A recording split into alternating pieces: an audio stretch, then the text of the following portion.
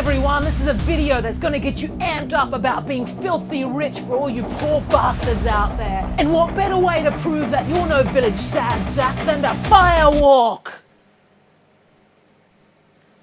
So I didn't have any hot coals, but what's more demonstrative than to prove that you're no fail at life than Lego walk? I'm even going to add the Aussie Burn, Apple's most torturous device yet, the wall charger, and some ice.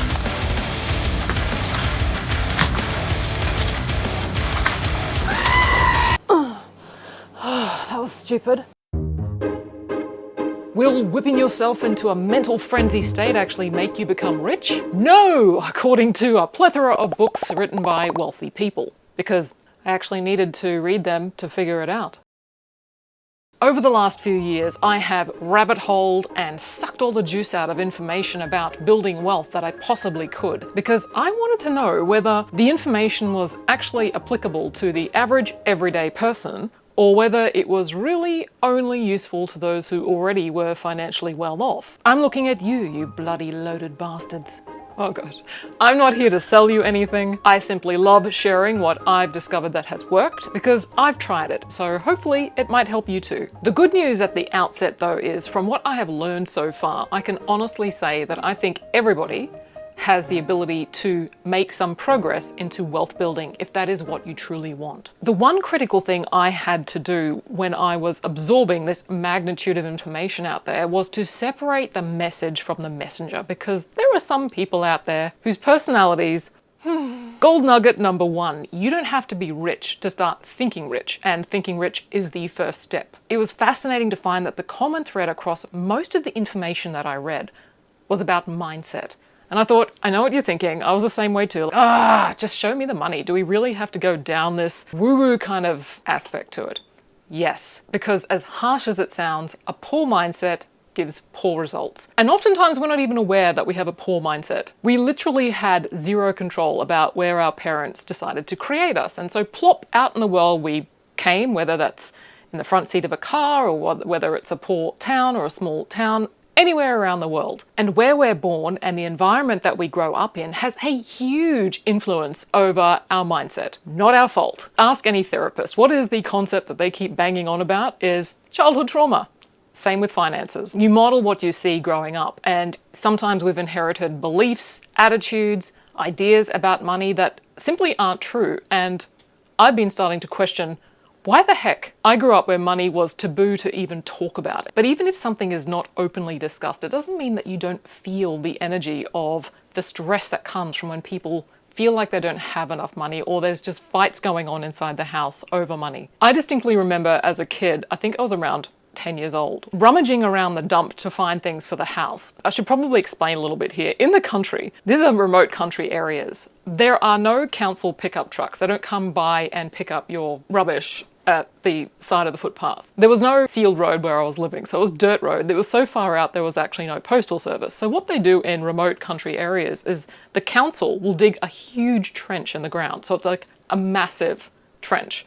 And about every week on average, people will come from all over the different little areas in the country to drop off their rubbish into the trench. So you drive your bags and dump them off. Now that to me was like treasure hunting as a kid. Looking back, I'm actually kind of horrified. And the impact of growing up in that way, it definitely changed my worldview. So I'm very big on reuse, recycle, more like the more minimalist style of living. But sometimes I'm wondering if I'm oversharing, because that's not exactly a proud moment in your family history to be sharing that. But the reason I'm doing it is because maybe it is useful or helpful, or you can relate on some level to that kind of an upbringing where you just grew up a certain way. I thought everybody did that. I thought the thing is, when you grow up kind of poor, that's your only benchmark. That's normal. And you think that everybody else does the same kind of thing.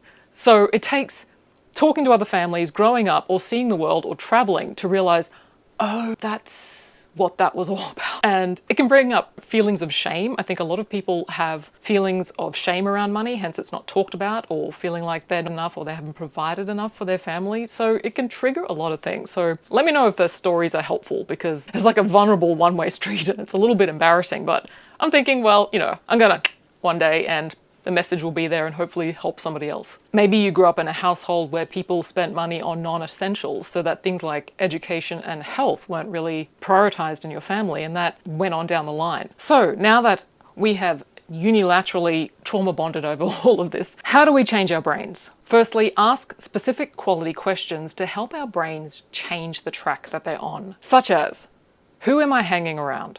Who am I influenced by? What am I listening to and watching? Because there are some people who believe that being poor is a moral virtue. Church comes to mind. Or you can grow a conscience in the next 5 minutes and see where that takes you. Another question is, do I hang around people who just want to spend money and aren't interested in actually growing it? What money habits do I have? Am I a spender? Am I a grower? Do I just want money to spend? Or do I want money to grow? These are two totally different mindsets. And also, do you have a financial goal? It is very hard to hit a target that you haven't set. For example, would you like $4,000 a month flowing in without you having to go out and exchange your time for it?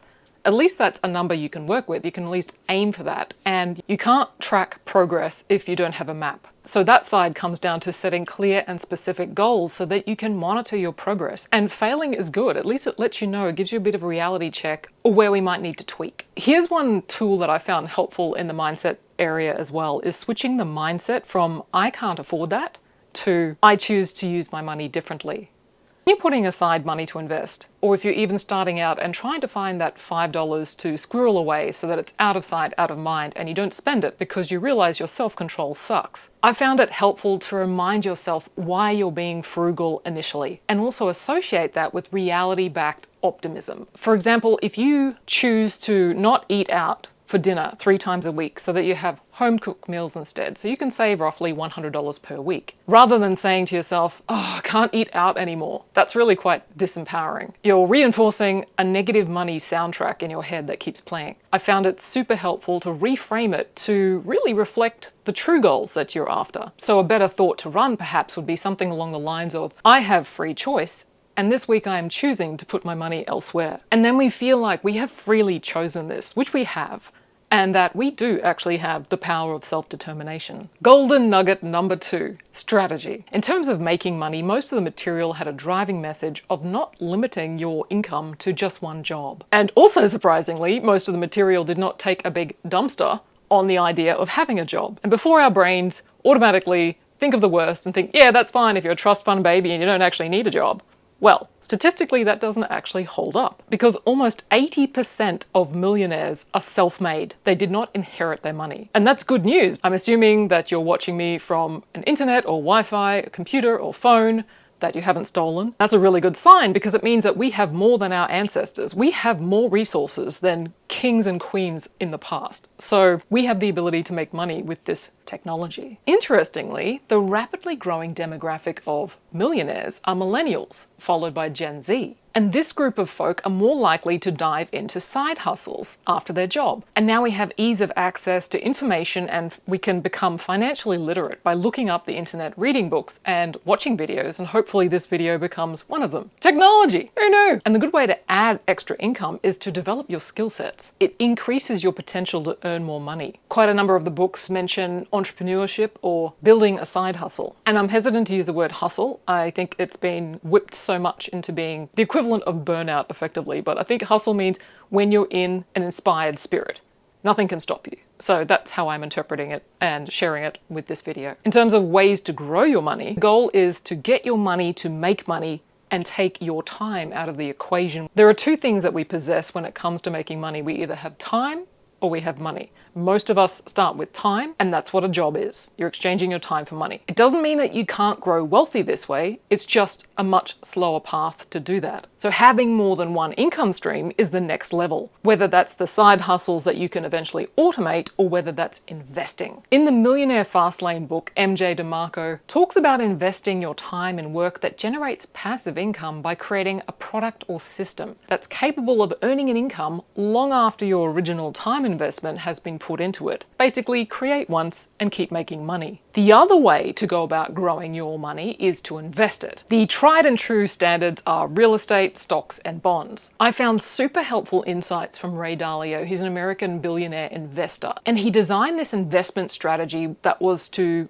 be resilient against all seasons of the market. So whether it's high inflation, low inflation, high growth, low growth, the way he structured his investments meant that his wealth wasn't going to be destroyed no matter what phase the economy is in. And I thought, this is brilliant. And I've stumbled across a few graphs that explain this much better, so I'm just going to share those. As for setting aside money in order to invest, that's part of the mental training to pay yourself first, which was a concept that's been raised in a number of books. Try to set aside a portion of your money, even if it's just $5 per pay, $5 a fortnight. It's about getting into the habit of that and realizing it teaches your brain that you have enough, that you have more than enough. There's a cute little concept that Robert Kiyosaki raises in his book, Rich Dad, Poor Dad, to give each dollar a purpose and view it as an employee that is constantly working for you. If you want to know exactly what I've invested in, I've already created a previous video on this, largely to do with community-owned real estate, so that the everyday person can tap into the property market without having to buy a house. So yes, you can continue to have your avocado on toast. If you're like me, you don't want to spend time reinventing the wheel or just following stupid trends. I just like to observe what successful, wealthy people are doing. Watch their actions. So here are some of the common themes of the books, people, and programs that I have been studying. Real estate is a no-brainer bingo. About 40% of a typical millionaire's net worth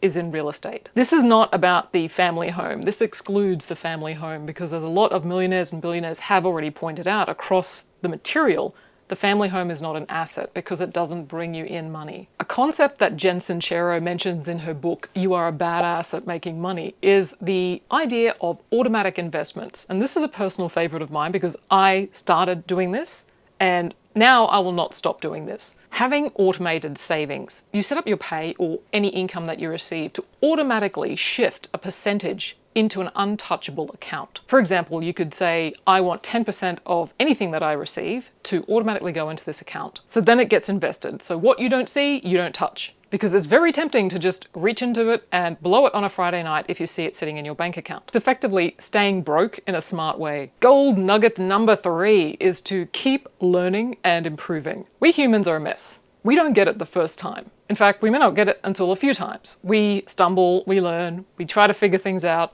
We have to iterate and iterate until eventually something sinks in, and we all learn in different ways. So I invested in Dogecoin in 2021. Exactly. Learning about and growing wealth is actually a process, not a destination. And if you can find a way to fall in love with the process, then your whole experience of growing wealth and life in general is going to be so much more fun. Books like Mindset by Carol Dweck I found super helpful because she refers to something called a growth mindset and not a fixed mindset. So in terms of money, it could look like, rather than saying, I suck at money, you say, I'm learning about how to get better at investing. Because that's still real. You're not being deluded saying, I'm a millionaire. And meanwhile, you're like eating baked beans and crying. You know, that's just not fake stuff. Seek out mentors and advice from successful people. So people who have that track record. And to be adaptable and be willing to pivot. If something's not working for you, if you just don't understand stocks, don't do stocks. Like these are not fixed, hard, you must do these solutions. So patience is a big one. That's the mindset. So of all of the books and the resources that I have dived into, the biggest factor that impacts your ability to grow wealth is your mindset. You can be given all of the information you need, but if you don't use it, you don't implement it, you're not going to see any results. I'll leave a list of the books below that I have read and found useful in case you want to check them out further. Thank you for watching, wishing you all the joy and prosperity along the way. Until next time.